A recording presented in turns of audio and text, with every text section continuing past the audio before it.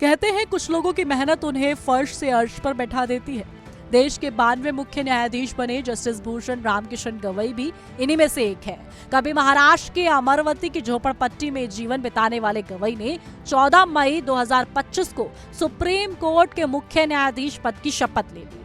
वर्तमान मुख्य न्यायाधीश जस्टिस संजीव खन्ना कल रिटायर हो गए, जिसके बाद अब जस्टिस भूषण रामकिशन गवई को मुख्य न्यायाधीश बनाया गया।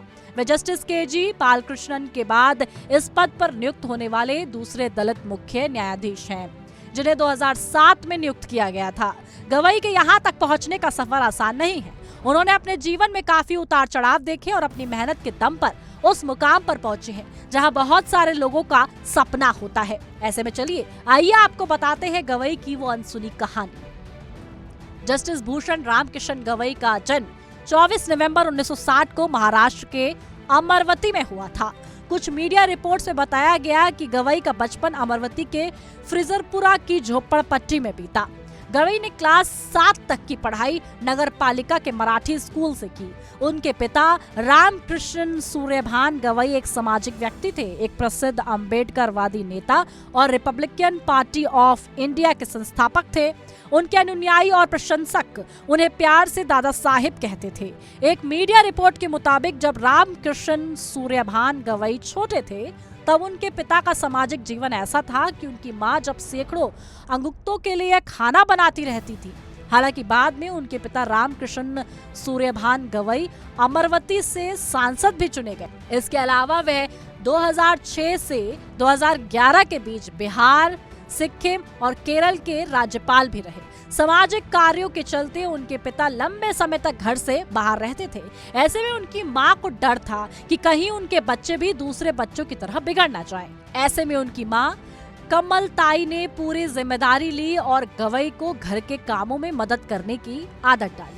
ऐसे में रामकृष्ण सूर्यभान गवई को खाना बनाना, बर्तन धोना, खाना परोसना, खेतों में काम करना और देर रात बोरवेल से पानी खींचने का काम भी करना पड़ता था। उनकी मां कमलताई ने मीडिया से बातचीत में बताया कि सभी बच्चों में बड़े होने के कारण वह शुरू से ही परिपक्व बच्चा था। 1971 के बांग्लादेश युद्ध के समय आर्थिक हालात खराब होने के बावजूद सैनिक उनके छोटे से घर में भोजन करते और उस समय भी भूषण उनकी मदद करते थे।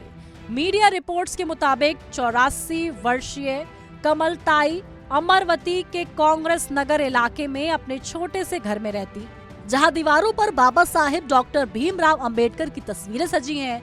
वह पुराने कागजों, तस्वीरों और समाचार कतरनों की एक फाइल को दिखाते हुए बताती हैं कि ये उनके बेटे की संघर्षपूर्ण यात्रा का प्रमाण है।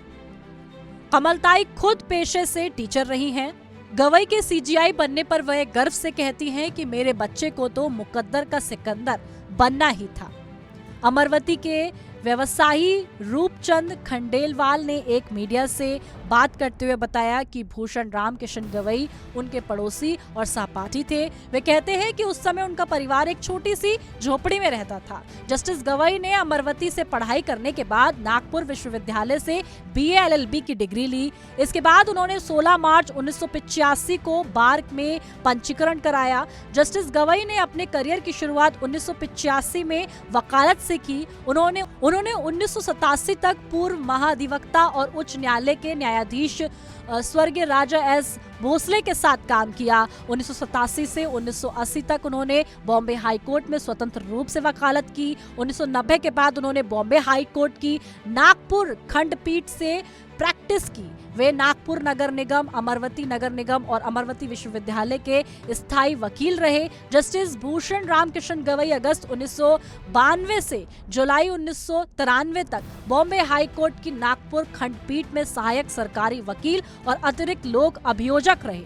17 जनवरी 2000 को उन्हें नागपुर खंडपीठ के लिए सरकारी वकील और लोक अभियोजक नियुक्त किया गया। इसके बाद जस्टिस गवई को 14 नवंबर 2003 को बॉम्बे हाई कोर्ट का अतिरिक्त न्यायाधीश नियुक्त किया गया।